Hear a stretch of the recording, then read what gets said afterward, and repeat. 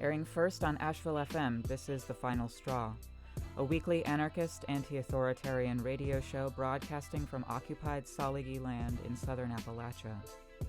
We bring you voices and perspectives from people, projects, and struggles around the world engaging in the long project toward liberation. You can email us with questions or suggestions at thefinalstrawradio@riseup.net or at protonmail.com, or send us letters at P.O. Box 6004, Asheville, North Carolina 28816. This show is brought to you by Firestorm Books and Coffee.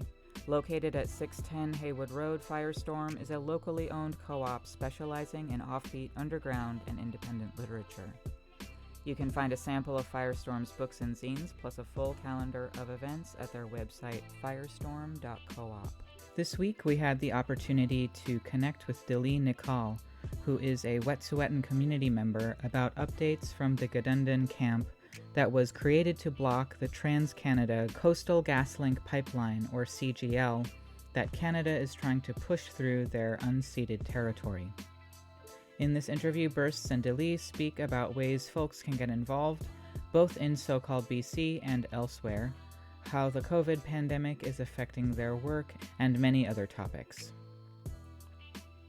To keep up with them, you can follow Gidimt'en Checkpoint, that's GIDIMTN_checkpoint on Instagram, and Gidimt'en Yinta Access on their internet for further ways to send solidarity, including a fundraising and wish list link.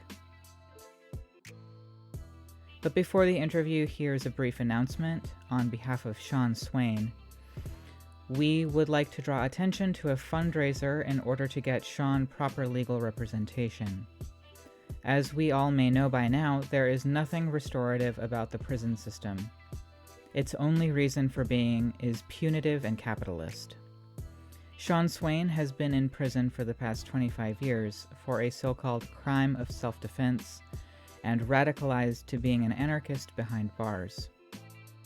He has been targeted by numerous prison officials for his political beliefs, so much so that years were added to his sentence. If you would like to support this fundraiser, you can either visit our show notes at thefinalstrawradio.noblogs.org or go to gofundme.com and search Restorative Justice for Sean Swain. This one is on behalf of Italian anarchists who have been seeing some ramped up state repression. Here's their statement. Who aspires to freedom cannot be measured. We are anarchists subject to restrictive measures following a series of investigations that have crossed the Italian peninsula in the last year and a half. They would like to isolate us, but they cannot. They would like to prevent us from supporting our comrades in prison, but their repression can only strengthen our solidarity. With these various investigations, measures, and prison detention, they want to wear us out and divide us. But we remain firm in our ideas and our relations, and also thanks to the strong and sincere solidarity that has never failed us and that is increasingly under attack in the courtrooms. They want to divide us between good and bad, between an anarchism they call acceptable and one they call criminal. We are aware that it is our ideas that have been put on the stand in the last inquiries. All the more so when these ideas find the way of being translated into action, because as we have always believed, thought and action find their meaning only when tied together. And it's not surprising that a hierarchical system of power, such as the state, is trying to knock out its enemies by playing dirty and reviewing history, precisely when social anger is growing everywhere. We don't intend to bow down to their repressive strategies, and we reaffirm our full solidarity and complicity with all the anarchists who will be on trial from September. We stand side by side with the comrades under investigation, with the anarchist comrades Juan and David, and with those who will be tried for the Brennero demonstration. We assert our solidarity with Carla, an anarchist comrade arrested in August after living more than a year as a fugitive following the Scintilla operation. We know very well who are the enemies that imprison our comrades and against whom we are fighting, and every anarchist knows in their heart how and where to act to demonstrate what solidarity is. Even if not all of us can be present in the courtrooms alongside our comrades on trial, or where solidarity will be manifested, we want to express all our affinity, our love, and our anger to them and to all anarchists in prison. Let's continue to attack this world of cages. Solidarity is a weapon and an opportunity.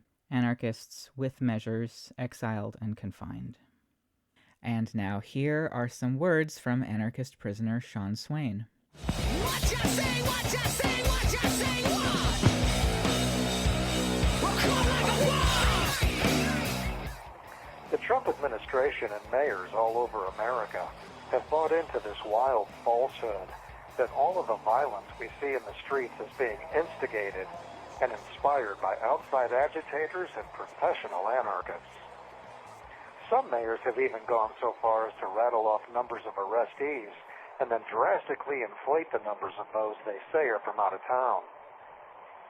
But all of these outside agitators and professional anarchists would have to come from somewhere, right? I mean, everyone is from somewhere. So the professional anarchists pouring into Portland and Atlanta, Chicago and Detroit have to be coming from someplace else.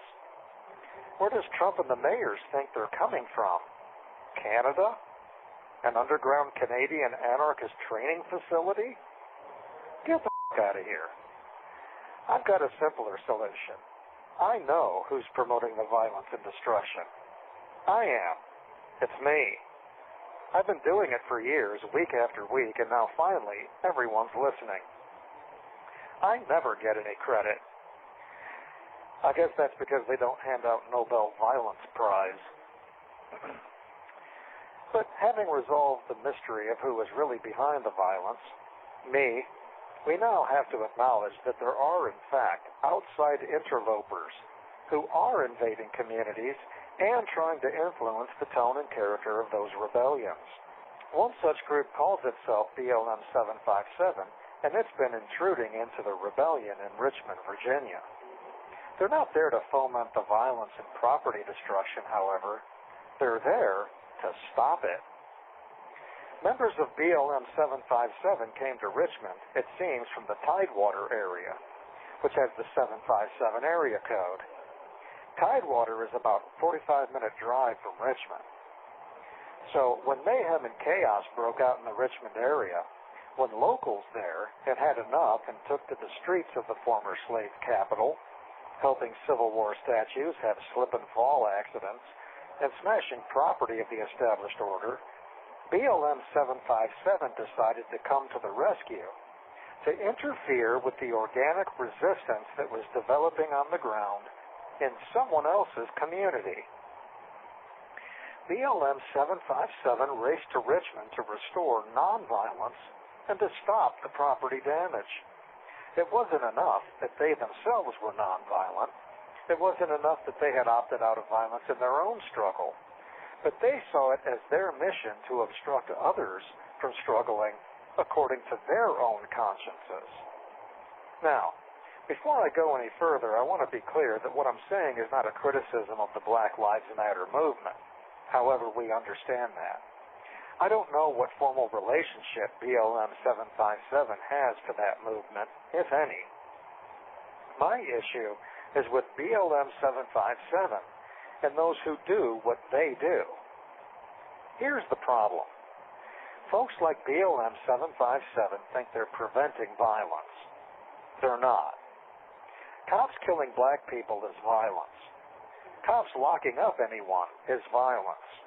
The state itself is violence, composed of guns and billy clubs, bombers and attack helicopters, aircraft carriers and nukes. The state is the imposition of violence. Cops carried guns before you were born. Their violence preceded anything you ever thought to do to them in response. Wherever it is you confront them and they confront you, they showed up carrying guns. Peace does not come from the barrel of a gun.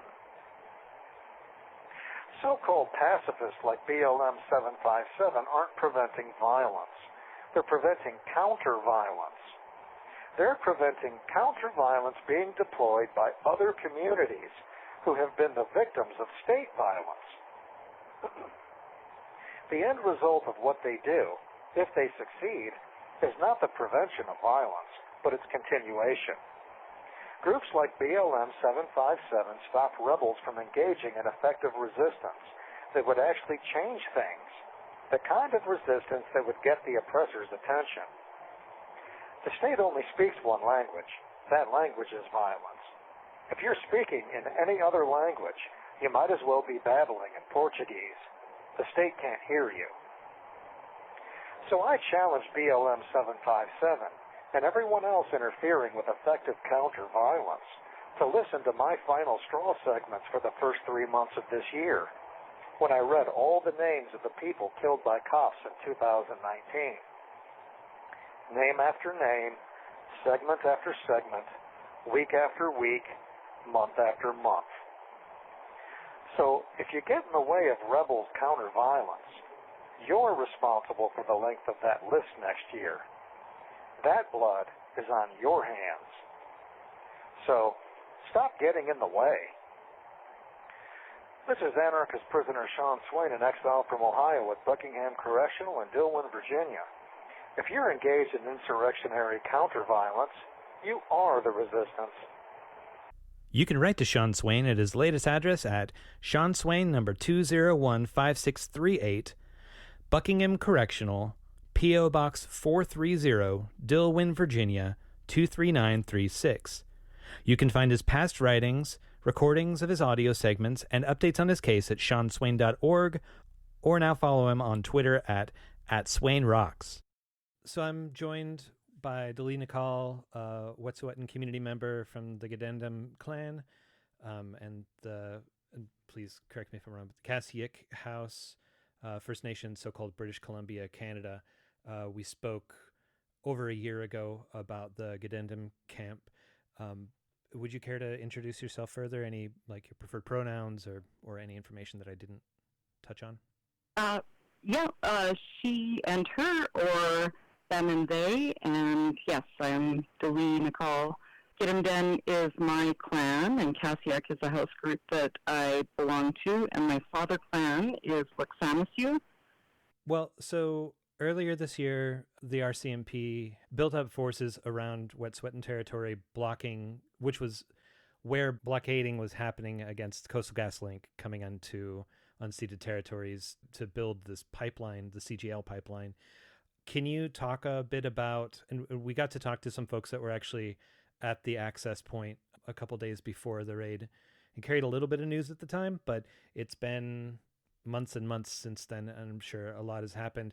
Could you talk about what happened locally after the raid, what the RCMP and other policing forces were doing, and how folks have been able to resist the incursions? Okay, well, when the raids first started, they had done the very first raid, which was at the 39-kilometer post, which was a drop-off point for food and supplies, winter supplies, for the people up at Gidimt'en. And when that first occurred, they had been blocking access for days before, not allowing people to get up with winter supplies and food supplies for people at camp, which was pretty scary because it was very cold at the time. It was, I think, minus 32, the one, which would be Celsius, which was very dangerous conditions. So that was really scary. So a lot of people ended up congregating at the 27-kilometer greeting place, which is just inside Gidimt'en territory. And so I remember people coming out within the community to show support for the people that were behind the exclusion zone point, which the chiefs were told that there wasn't going to be an exclusion zone, but the police set one up anyhow. What is an exclusion zone? When CGL applied for their interlocutory injunction, it basically stated that they would be able to enforce the injunction, so they would be able to remove anybody that was blocking access to CGL work, and the police ended up coming in to enforce the injunction, before they were allowed, and they set up their own checkpoint just past 27-kilometer greeting place, would stop vehicles, and then for the first few days they didn't allow any access, and they said they deemed it an exclusion zone, so nobody could go past unless they had consent from the police. So our hereditary chief went and spoke with the RCMP, had a meeting with them, and the RCMP stated that they wouldn't be enforcing an exclusion zone, that Wet'suwet'en people would be allowed out into their territories, but even after that meeting, they still continued to stop people and not allow people through, citing that they were basically making an assumption that people were going to be going and blocking or being in violation of the injunction. So it was preemptively and discriminatory practice of singling out Indigenous people, for sure, and then some of our guests on the territories as well. And then if people decided to pass the checkpoint, such as my mother, who's 73, young, little, tiny lady, my mother decided to walk across because they told her when she wouldn't show ID in the vehicle being a passenger, which is not required by Canadian, so-called Canadian law, she decided to get out and walk. And when she decided to walk across, and she wouldn't have been blocking the entire road by just walking, they told her that she would be under arrest if she went past the point that they had blocked off for the exclusion zone. So it was before this point, right, that the corporation that was pushing through the pipeline, they had their project sort of taken over by the government. Is that right? Yes, the provincial government ended up investing in the project, stating that they would be creating jobs for people, but the fact of the matter is that the long-term jobs that would be provided for residents of BC, I think there are about 30 in total. And the main point being that it's on unceded territory, so the hereditary chiefs who have the authority over the territory said no, and that's, I guess, it was a bit mind-blowing and still is that the province decided to go ahead and invest in the project and assist in pushing the project through without the hereditary chief's consent, because the province ended up announcing that they would be entering into title talks with the hereditary chiefs, and that right there states that they acknowledge the hereditary chiefs as the rightful title holders.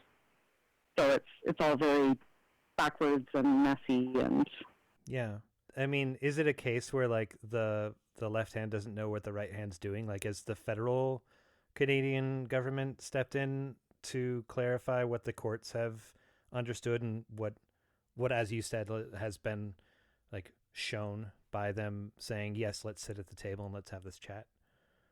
The federal government, they're also sitting down with the hereditary chiefs and acknowledging, the Supreme Court of Canada in 1997 acknowledged that it is Wet'suwet'en territory and utilized the hereditary chiefs and chiefs within our nation as witnesses, which meant it was them acknowledging that these, again, are the rightful title holders of our territories. So the federal government stepped in and came to the table and spoke with the hereditary chiefs as well.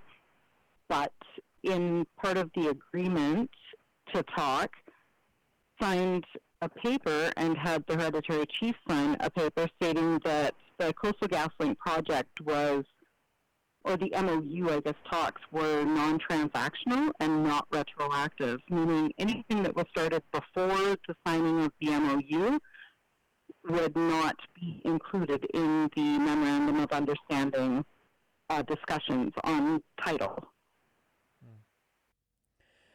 So following this area of exclusion being founded, did they move in and start actually building pipeline? Yes.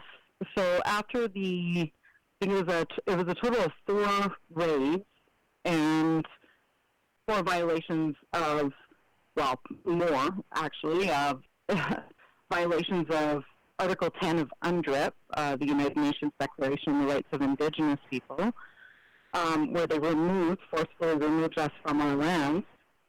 After those 4 raids, they continued working. They started bringing in trailers. They moved trailers up to camps. The RCMP have a remote detachment out on the territories, which they told the hereditary chiefs they would end up moving once they entered into talks, and it's still there. And they've violated permits on a continual basis. They've violated the permitting, I guess the provincial permitting system, by not having the proper permits for full clearing of the right-of-way, but everything has been pretty much cleared ahead of the dates that they had the permits. And they've also not taken proper precautions when it comes to wetlands. So they've gone in and ended up destroying and really putting a lot of wetlands at risk, which are prime habitat for moose. We have a ton of waterfowl that is in there that is now compromised. We have a lot of beaver, and moose and beaver are some of our primary food sources, especially during the winter months. That's what we rely on. So they've put those ecosystems in danger and have basically jeopardized our food sources by doing so. And so they've completely and very willfully ignored the colonial process and continue to ignore our assertion of no pipelines. So there's been huge destruction in the territories, and it's incredibly awful to see.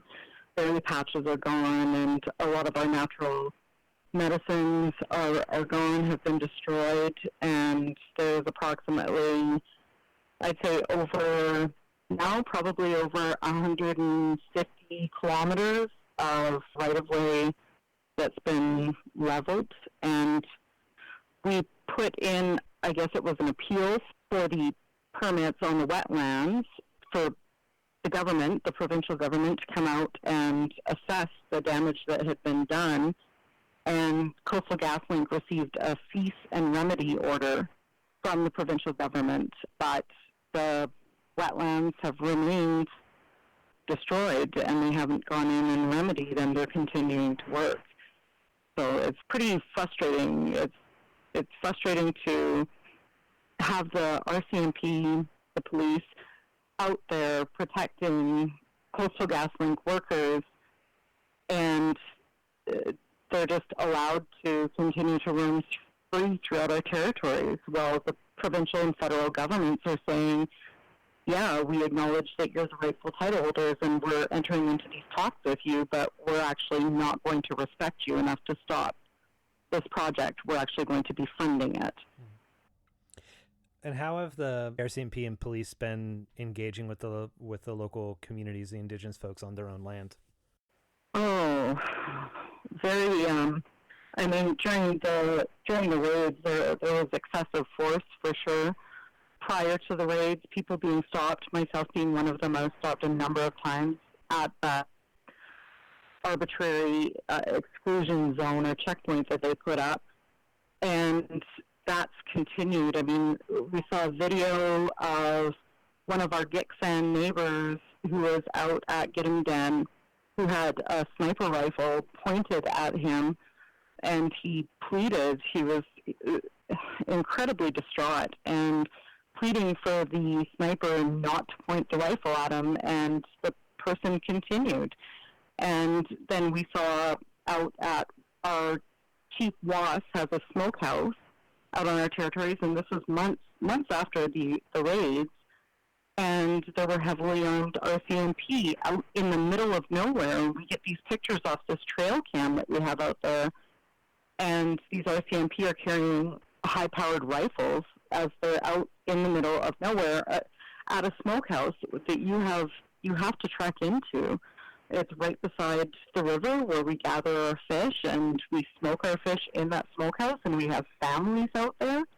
We have families out on the territories on a regular basis. The police, right around the time of them showing up at the smokehouse, also showed up and they were the same, I guess, type of police, this unit that they have out on the territories that are fully armed with, like I said, high-powered rifles, and they came up upon a bunch of our Sockeye, which are our women chiefs. And our women chiefs in the group that was out there are approximately in their, I would say, early to mid-70s, and they were out berry picking, and they turned around to see these militarized police standing there watching them. So it's been intimidating. They pull people over on a pretty regular basis, and these are on roads which we've traveled on, forever. Most of the roads used to be our trails to go into our various seasonal camps. And so now, all of a sudden, we have RCMP, the Royal Canadian Mounted Police, patrolling our territories and stopping and harassing people, giving out false information, saying that we have to have these radios, UHF radios, for being out on the roads, which we've never had to have before. They've pulled people over and told them that they weren't allowed to be in the territories. I had pulled over one time and stopped and took out my camera after I stopped, and I had a police officer telling me that I was doing something that was against the law because I had my device out. They're making up their own rules as they go, and it's all for the sake of intimidating and harassing our people so that people are afraid to be out there, which is the case. That's terrible. I'm sorry that y'all are going through that. So I know that one thing that really struck a lot of people and had very high visibility after the raids was the solidarity responses from around the world, but in particular across so-called Canada. Can you talk a little bit about some of those solidarity actions in this so-called Shut Down Canada movement and sort of the repercussions that are still ongoing from that?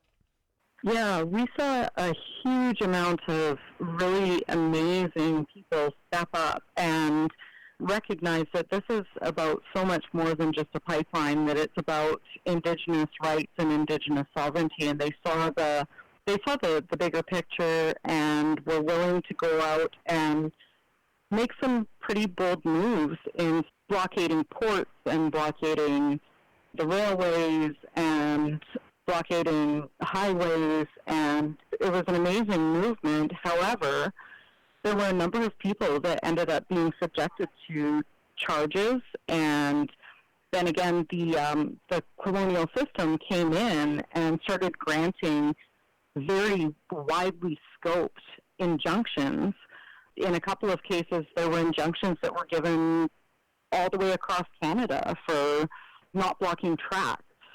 So there were people that were blocking the tracks and recognizing Indigenous rights and, standing up and supporting the acknowledgement of that and standing up and supporting Indigenous people. And it wasn't just for Wet'suwet'en people. People saw this as human rights violations, and they saw it as a recognition or an action that people could take that was working to move towards climate action, because we're still dealing with shipping gas through. We have all these other opportunities, but so these people stood up, took these actions, and were criminalized for it. And there were a number of people that were not only charged, but people that were subjected to mass amounts of surveillance. There were people that had their IP addresses, and they had their emails gone through, and this huge amount of continued human rights violations that I guess went outside of the scope of just Indigenous peoples. These were a lot of our settler accomplices and allies as well. And so that was a really scary thing. And also stemming from the blockades and the Shut Down Canada movement, there was also legislation that came into place in so-called Alberta and Treaty 6 territory. The provincial government there, which is a very conservative government, ended up putting forward, right at the time of the blockades, they put forward Bill 1, which is the Critical Infrastructure Act, which states that anybody that is to block critical infrastructure is subject to a possible penalty of $20,000, I believe, and like 6 months in jail. They can be taken into custody immediately, and that bill ended up passing. So now, not only is that, that came from the shutdown Canada blockades and whatnot, but it ends up moving beyond just focusing on Indigenous people, and it essentially becomes a union-busting bill as well. So it's going to be affecting, any unionized worker will not be allowed to strike. You won't be able to stand on sidewalks, and it's left up to I believe the Attorney General can make the ultimate decision as to what constitutes critical infrastructure. So they said that there's even a possibility that people that are doing planning to do blocking of critical infrastructure can be, if the Attorney General decides that it's so, that there's a probability of them doing that they can also be subject to charges as well. So there was a lot that came out of that, but I mean, the good part is that a lot of people saw strength in unity, and I think a lot of people felt really empowered when they saw the possibilities of taking action like that, and the solidarity amongst people that are not the rich and powerful, oil and gas and capitalist companies. When people saw that solidarity and felt the empowerment, it ended up kind of moving and growing in different areas. So the Mohawks were some of the people that showed the most solidarity. They held an amazing, it was over 20-day long blockade of the tracks there, and they ended up deciding that they were going to assert their rights for development that is going up on their unceded territories as well, or on territories actually that were a part of a treaty that they had developed. I think it was back in the late 1800s. And so they ended up asserting their rights and are doing the same thing. They're reoccupying these lands that a corporation is looking at developing without their consent. So the Mohawks or the Haudenosaunee people, because it's not just the Mohawks, that have really started to stand up. And a lot of people saw the extreme police violence that occurred, and then that kind of moved, or it all morphed into or amalgamated with the movements against police brutality. And people saw excessive amounts of money being spent on policing Indigenous people. Information went out on that. Last year alone, just in the first quarter of the year, in the first quarter of 2019, the RCMP spent $3.8 million just on that one raid. And that was just last year, and that was a one-day raid. Whereas this year, it was 4 days, and they are still here. So I think that made a lot of people really angry. They saw the amounts of money that was going into this policing that was unnecessary. Nobody's blocking the way right now. We're just living out on the territories. And so I think that it's one part of the movement that's moved out to a broader community, and a lot more people are really recognizing in their own communities that there is over-policing of Black and Indigenous people primarily, not just in the States, in the so-called States, but in so-called Canada as well. This is the Final Straw Radio Show, and I'm William. You are listening to Bursts interview Delee Nikal about updates to efforts toward Likhtsamisyu sovereignty and the ongoing battle against the Royal Canadian Mounted Police, or RCMP, and Coastal GasLink pipeline. Around the United States, or so-called United States, there's been a lot of calls since the rebellion started in May for defunding or for abolishing police. Are you seeing something similar in recognition of the amount of money that they're spending for this basically corporate endeavor, that no one's like jumping and really demanding these, like, as you said, like 30 jobs in BC? There's a glut of petroleum products out on the market. It's not like it's going to be making a lot of money Have you seen much of an abolish the police or defund the police movement across so-called Canada? Yeah, we have actually. Shortly after George Floyd was murdered by the police, there were actually a number of people that were murdered by the police in so-called Canada. We had Regis Korchinski-Paquette. The police were called for a mental wellness check, and she ended up dying, was on a balcony with a police officer, and from what I understand, ended up going over the balcony, and her, there was, I guess, the common theme of people, that were in mental health crisis, and having the police called, and the police just escalating the situation and making things so much worse, and it resulting in the loss of life.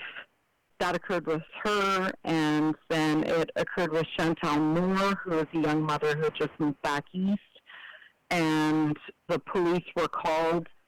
She had made a complaint about people stalking her or somebody harassing her online. Her ex-partner, who she was still friends with, called the police for a mental wellness check, and she ended up being shot 5 times by the RCMP when they showed up at 2 a.m. So again, somebody that was having a wellness check, and we've seen this, it's been continual, and thanks to social media, we're actually seeing the videos of it, and this is something that Indigenous people have been subjected to since, it's what the police were created for. It's what the Northwest Mounted Police were actually founded for, was suppression of Indigenous people while they took our land. So now people have seen it continuing, and they've seen targeting. So there have been a number of groups like defund.ca, which focuses on defunding the police, and they have a number of links on their site showing different areas where there is overfunding of the police and not a need. I mean, really, there's not a need for police anywhere, to be honest, let alone on unceded territories, and that's not just our territories, but other territories. There's also defundthepolice.org. They've actually come together and started working with, I believe it's Canadians Against Racism and a number of Black Lives Matter organizers, some I Don't Know More organizers, and some Wet'suwet'en, and they've created the BIPOC Liberation Collective, and actually just, I believe it was a week and a half ago, there were actions that took place across so-called Canada for defund the police. And I think one of the greatest things that I saw come out of that was the bringing down of John A. MacDonald's statue, where his head popped off, which was somewhat glorious to see. But there was also a number of incidents at some of the protests where people were met with police violence. And we often think that, or a lot of people tend to think, so-called Canada is so much better and so much different from the so-called States. But that's not the case. It's just that it's not seen and it's not talked about near as much. I mean, the majority of media that's out there is U.S.-based. Yeah, it does kind of hug the spotlight and the microphone. So stepping back, I guess, to talking about the resistance to CGL and to the imposition onto Wet'suwet'en and other territories, people have pointed to this amazing flash of solidarity and resistance sort of being overshadowed by the pandemic and the massive public health needs around that as grabbing the headlines, and it makes sense in a lot of ways that the news cycle would shift away from anti-colonial resistance. But how has the COVID-19 spread affected Wet'suwet'en communities, and has it changed the dynamic of resistance? Yes, I think it's definitely changed the dynamic of resistance in that the way that it's affected us is that we need to be way more cautious, as everybody does, about our interactions and being around our elders who are our knowledge keepers. So everybody is very, very cognizant of the possible threat that could be posed to people that hold extreme amounts of knowledge and that are our teachers, you know, the most revered community members that we have. So we're a little bit limited on who's been able to come out to camp, and especially at the beginning of the pandemic. It's been pretty scary that way. A lot of First Nations, the colonial-imposed reserves, where a large number of Indigenous people live, ended up blocking off their reserves so they wouldn't let outside guests in, that was, you know, it was good to see, I guess, but not good that it's a reserve. And if there was a more decolonized mindset, people would just be moving out to the territories and everybody would have a ton of space. So we've seen limitation of people coming out to the territories through the resistance or through the pandemic, but we've also seen a lot of people that were really angered about the fact that CGL workers and workers on projects like Site C Dam, which is this massive dam which was also opposed by Indigenous people in northern so-called BC. And, you know, there's a huge project, I believe it's an oil sands project in northern Saskatchewan that also they've all had their workers, like, and high numbers of workers still allowed to go to work when everybody else was shut down. So these major projects were still allowed to bring people in from out of province and still allowed to roam freely. So you could have people from, you know, there were a number of workers that were affected and tested COVID positive that were working in northern Saskatchewan that ended up coming back to so-called BC and brought COVID with them. There have been workers at the LNG plant in Kitimat that tested positive. You know, just a couple of weeks ago, there was a worker at a camp in the Wilton territories that tested positive. So that really angered a lot of people to see people not being able to make a living for themselves, just regular people, yet these huge industry projects were still allowed to have their workers come in, and not just from, you know, the local area, but from out of province and from great distances and through airports. And so, I mean, that really made a lot of people mad, including us, of course. But jeopardizes our safety in small northern communities that often don't have the medical services. So I think it was really eye-opening for a lot of people to see the range of how they're not held to the same standards as the average person. They're given more freedom to, you know, bring in large numbers of crews, and there were a number of people that I've driven past that were not socially distancing. Nobody had been wearing masks at first. A lot of them still aren't out on the territories. So, I mean, that was eye-opening for a lot of people, plus people, because a lot of people were quarantined or self-isolating, had the time to see it as well. So it kind of, that everything coming to a stop gave people the time to kind of catch up and focus on the movement. So while the actual physical resistance and the actions that people were taking, being out in the streets, while that came to a stop, it allowed people to catch up with information, and it also allowed people to see what was really happening.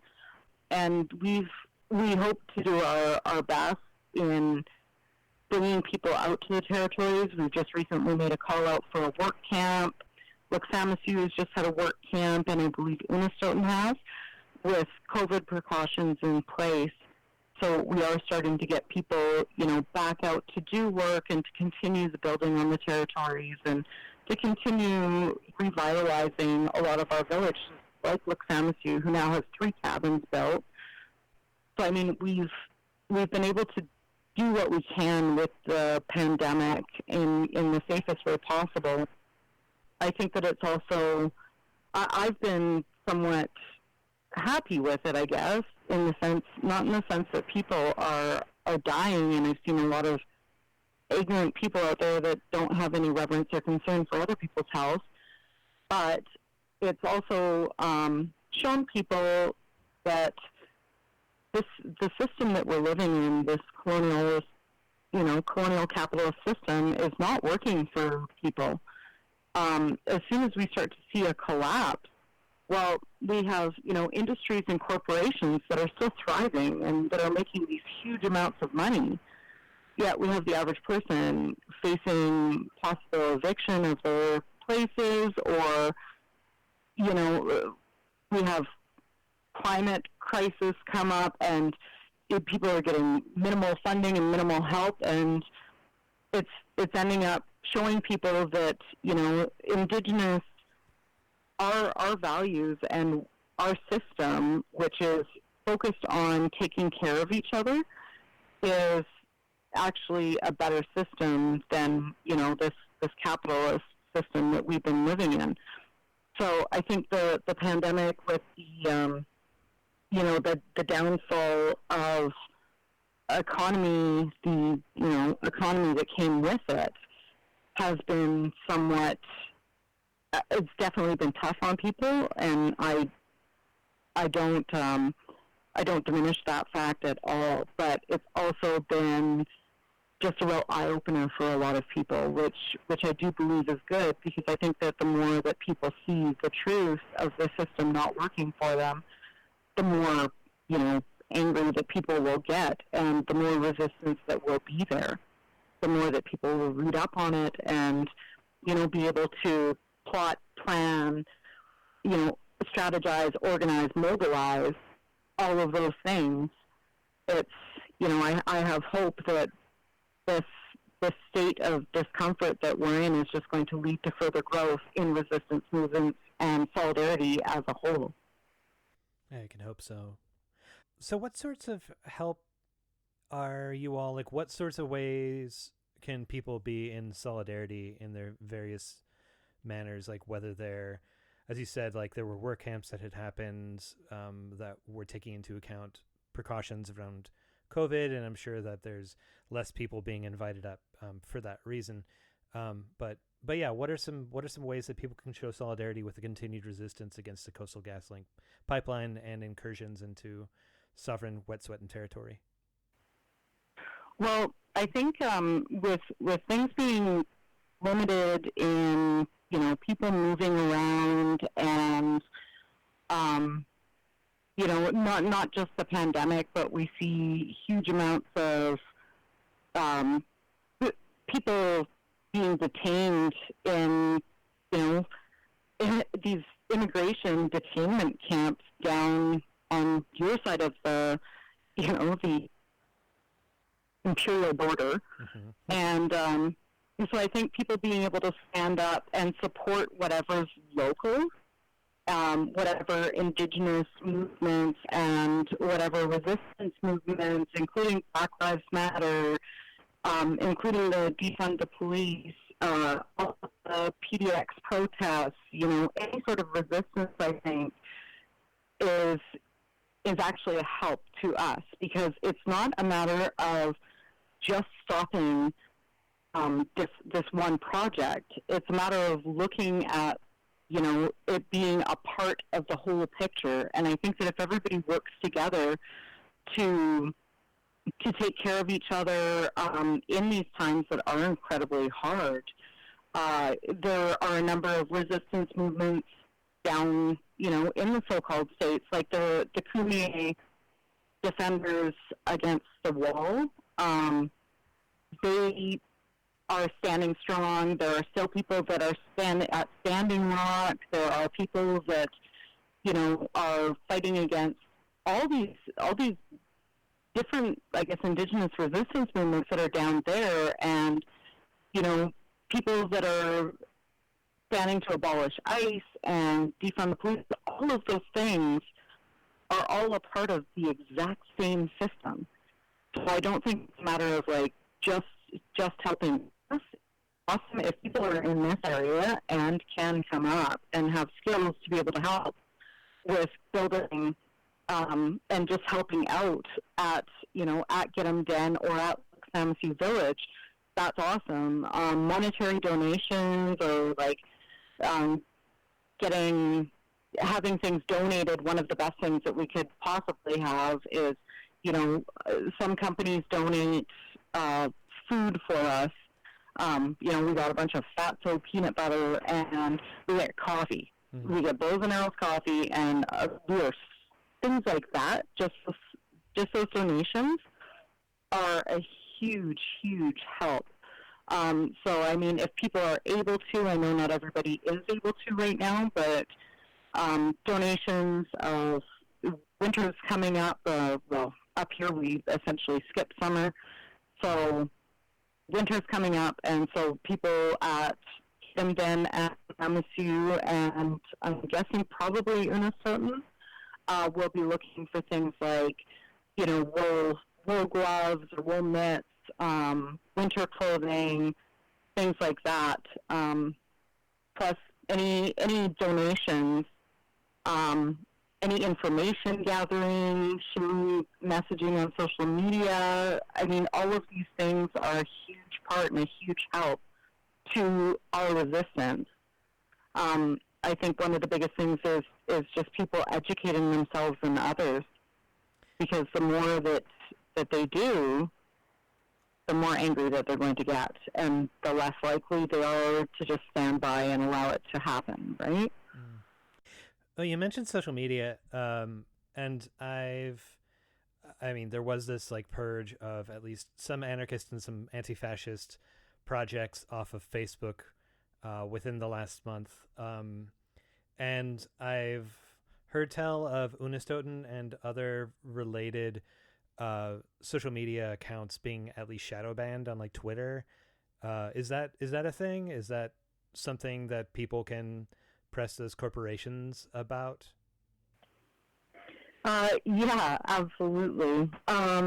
We actually had a number, or for, I guess it was for a while, we were definitely being shadow banned. We saw our metrics.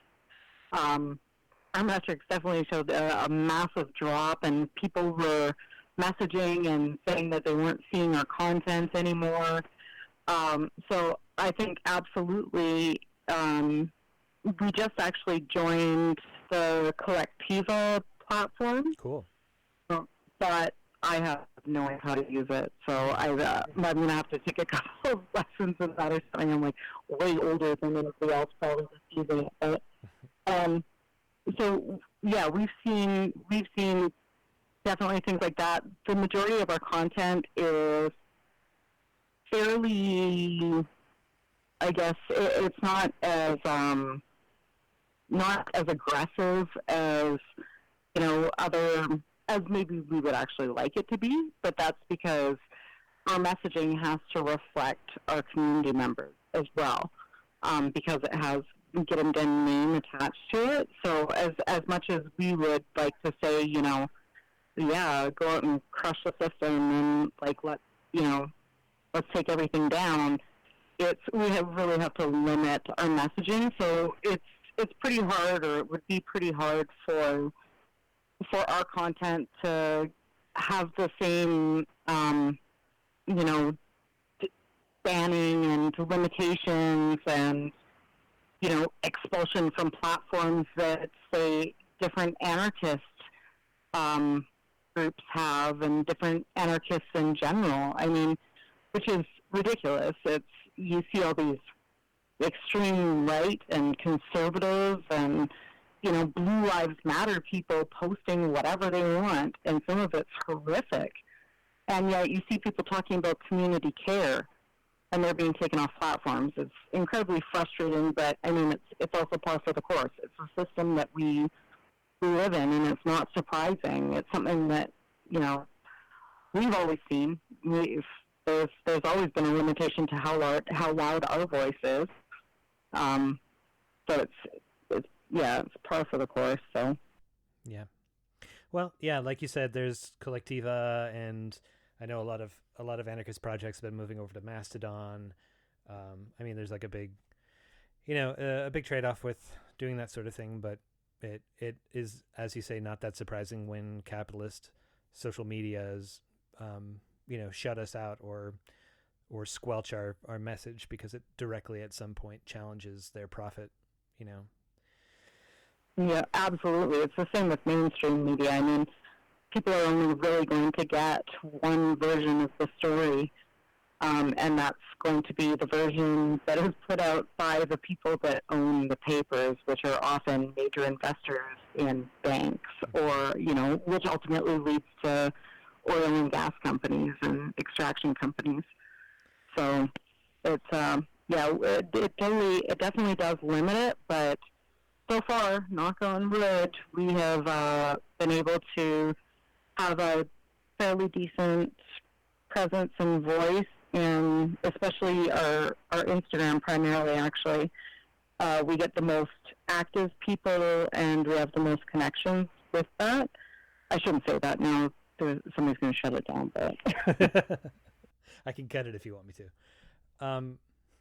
Well, Delee, thank you so much for taking the time to chat, and I really appreciated this. Anything that I failed to ask about that you want to throw out at the end?